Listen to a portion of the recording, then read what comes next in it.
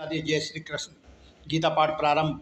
अब तक आपने देखा था भगवान श्री कृष्ण अर्जुन को कह रहे हैं कि विषयों में यदि आदमी रहता है और विषयों में रहने के बाद वो कुछ मोहित होता है, मोहित होने के बाद उसकी बुद्धि भ्रष्ट हो जाती है और बुद्धि विभ्रम होने से उसकी मति का नाश हो जाता है और सारा पतन की ओर जाता है।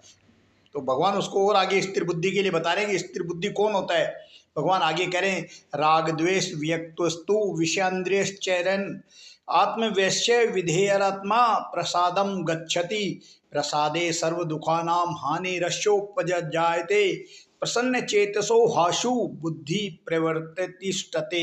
भगवान उसको कह रहे कि हे कुंती नंदन, वशीभूत अंतःकरण वाला, वशीभूत अंतःकरण का मतलब कर्मयोगी साधक राग द्वेष से रहित होकर अपने वश में की हुई इंद्रियों का विषयों का सेवन करते हुए अपने वश में इंद्रियों को करो, फिर विषयों का सेवन करो। विषयों का सेवन करते हुए निर्मलता को प्राप्त हो जाता है और अंतःकरण की निर्मलता प्राप्त होने पर साधक संपूर्ण दुखों का नाश हो जाता है। साधक के संपूर्ण दुखों का नाश हो जाता है। शुद्ध चित्त वाले साधक की बुद्धि निसंदेह बहुत जल्दी परमात्मा में स्थिर हो जाती है। वही स्थिर बुद्धि वाली व्यक्ति होते हैं जिनकी बुद्धि परमात्मा में स्थिर हो जाती है। किनकी होती है? जो विषयों को भोग करते हुए भी अपने मन को बिल्कुल राग द्वेष से रहित रखते हैं। अपने मन को राग द्वेष से रहित रखोगे, किसी तरह का आपके मन में गलत विचार नहीं होगा, अंतःकरण बिल्कुल निर्मल होगा, उसकी बुद्धि परमात्मा को प्राप्त होती है।